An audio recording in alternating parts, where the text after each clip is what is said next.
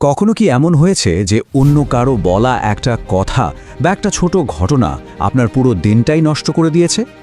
এক মুহূর্তের মধ্যে সব ভালো লাগা যেন উধাও হয়ে গেল। আজ আমরা ঠিক এই বিষয় নিয়েই কথা বলবো। জানব কিভাবে আবেগের এই হঠাৎ আসা ঝড়কে সামলে জীবনের নিয়ন্ত্রণ নিজের হাতে রাখা যায়। একবার ভাবুন তো, আপনি হয়তো রাস্তায় গাড়ি চালাচ্ছেন, আপনার কোনো দোষই ছিল না, কিন্তু পাশ থেকে কেউ একজন আপনাকে ঠিক এই কথাটা চিৎকার করে বলে গেল। ব্যাস, ওই একটা কথাই যেন মাথায় গেঁথে গেল, আর তারপর থেকে সারা দিন মেজাজটা এমন বিগড়ে থাকলো যে কোনো কিছুতে আর মন বসানো গেল না। আসলে ব্যাপারটা শুধু একটা দিনের মেজাজ খারাপের না।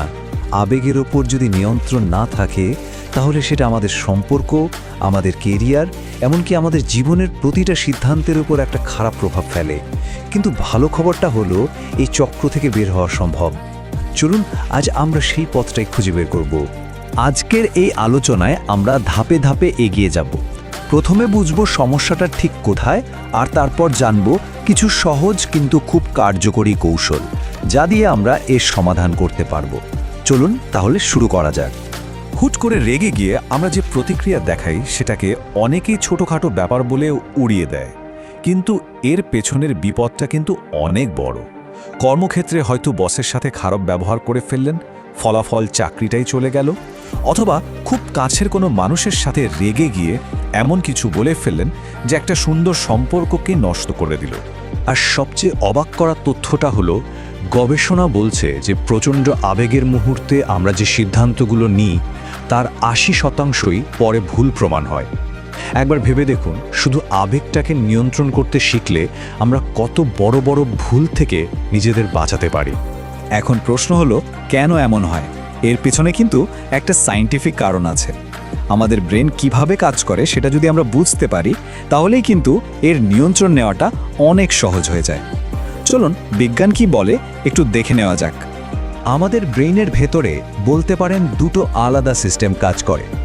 একটা হলো ইমোশনাল সিস্টেম, যা আমাদের অনুভূতি বা আবেগকে নিয়ন্ত্রণ করে, আর অন্যটা হলো র্যাশনাল সিস্টেম, যা যুক্তি দিয়ে সব কিছু বিচার করে। আমরা চোখ, কান, নাক দিয়ে যা কিছু দেখি বা শুনি, সেই সব তথ্য প্রথমে কিন্তু আমাদের ইমোশনাল সিস্টেমে যায়, তারপর সেটা র্যাশনাল সিস্টেমের কাছে পৌঁছায়। সমস্যাটা হয় তখনই যখন আমরা খুব বেশি আবেগপ্রবণ হয়ে পড়ি। তখন আমাদের ইমোশনাল সিস্টেম এতটাই অ্যাক্টিভ হয়ে যায় যে সেটা আমাদের যুক্তিবাদী ব্রেনকে পুরোপুরি হাইজ্যাক করে ফেলে।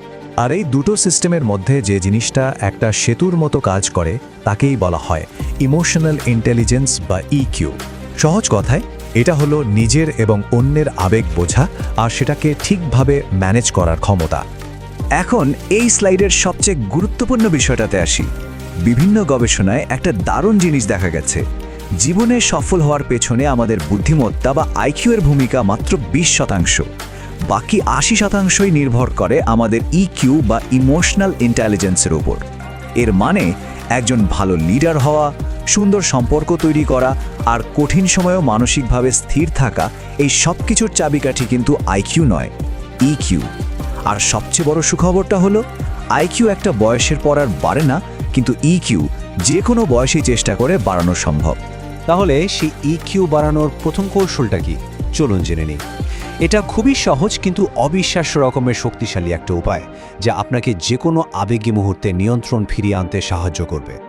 ধরুন একটা ছেলে সারাদিন পর খুব ক্লান্ত হয়ে বাড়ি ফিরেছে, ল্যাপটপটা নিয়ে সবে বসেছে, আর ঠিক তখনই তার মা ঘর থেকে চিৎকার করে বললেন, তোর কি কোনো পড়াশোনা নেই? এই অপ্রত্যাশিত ব্যবহারে ছেলেটার সাথে সাথে রেগে গেল। কারণটা কি? কারণ তার ইমোশনাল সিস্টেমটা তার যুক্তিবাদী ব্রেনকে হাইজ্যাক করে ফেলেছিল।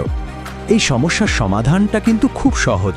যে কোনো পরিস্থিতিতে প্রতিক্রিয়া দেখানোর আগে পুরো বিষয়টা বোঝার চেষ্টা করা, আর এর জন্য নিজেকে শুধু একটা প্রশ্ন করতে হবে, কেন মা আজ এভাবে চিৎকার করলেন কেন? হতে পারে তিনি অন্য কোনো কারণে আগে থেকেই বিরক্ত ছিলেন। যখনই আমরা অন্যের দিক থেকে ভাবতে শুরু করি, তখনই কিন্তু আমরা আমাদের র্যাশনাল ব্রেনটাকে কাজে লাগাই। তাই পরের বার যখনই বুঝবেন যে মেজাজ খারাপ হচ্ছে, শুধু 3 সেকেন্ডের জন্য থামুন আর নিজেকে এই কেন প্রশ্নটা করুন। আমাদের দ্বিতীয় চাবিকাঠিটা এমন একটা বিষয় যা আমরা প্রায় পাত্তা দিই না, আর সেটা হলো পর্যাপ্ত ঘুম। আমাদের ইচ্ছাশক্তি আর আত্মনিয়ন্ত্রণের জন্য এটা ভীষণ জরুরি।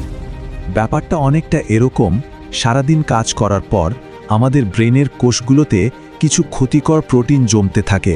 যখন আমরা ঘুমাই তখন আমাদের ব্রেন এই আবর্জনাগুলো পরিষ্কার করে, কিন্তু ঘুম যদি কম হয় তাহলে এই টক্সিক পদার্থগুলো জমতেই থাকে, আর এর ফলে ব্রেনের কোষগুলোর মধ্যে যোগাযোগে সমস্যা হয়, যার সরাসরি প্রভাব পড়ে আমাদের ইচ্ছাশক্তি আর আত্মনিয়ন্ত্রণের উপর।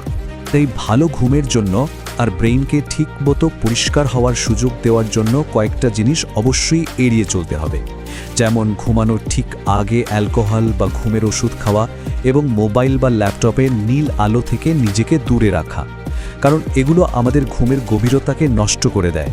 ফলে ঘুমিয়েও ব্রেনটা পুরোপুরি রিফ্রেশ হয় না আর আমরা ক্লান্ত বোধ করি। এবার আমরা আসছি আমাদের ফাইনাল এবং সবচেয়ে শক্তিশালী কৌশলে, আর সেটা হলো সচেতনভাবে নিজের চিন্তাগুলোকে বেছে নেওয়া। কারণ আমাদের প্রত্যেকটা আবেগের উৎস কিন্তু আমাদের চিন্তাই। ধরুন আপনাকে 100 জন লোকের সামনে একটা প্রেজেন্টেশন দিতে হবে। ঠিক এই মুহূর্তে আপনার সামনে দুটো রাস্তা খোলা আছে। এক, আপনি নেতিবাচক চিন্তা করতে পারেন, যেমন যদি আমার কথা শুনে সবাই বিরক্ত হয়, বা যদি আমি সবকিছু ভুলে যাই। যখনই আমরা এই নেগেটিভ চিন্তাগুলো করি, আমাদের ব্রেইন তখন স্ট্রেস হরমোন ছাড়ে, যা আমাদের মধ্যে ভয়, রাগ আর অস্থিরতা তৈরি করে।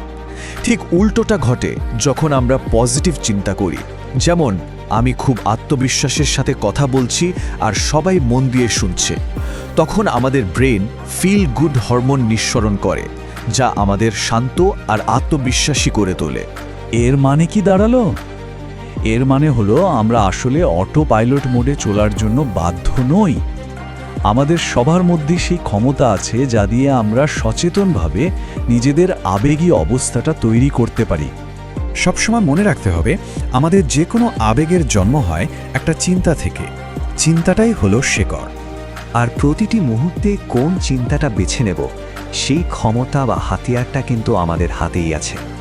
আর এই ক্ষমতাকে কাজে লাগিয়ে নিজের আবেগের উপর নিয়ন্ত্রণ আনা কোনো কঠিন সংগ্রাম নয়, বরং এটা একটা দক্ষতা যা চাইলেই অর্জন করা সম্ভব। তাহলে আসল প্রশ্নটা হলো, আজ এই মুহূর্তে আপনি নিজের জন্য কোন অনুভূতিটা বেছে নেবেন, ইতিবাচক নাকি নেতিবাচক? সিদ্ধান্তটা কিন্তু সম্পূর্ণ আপনার।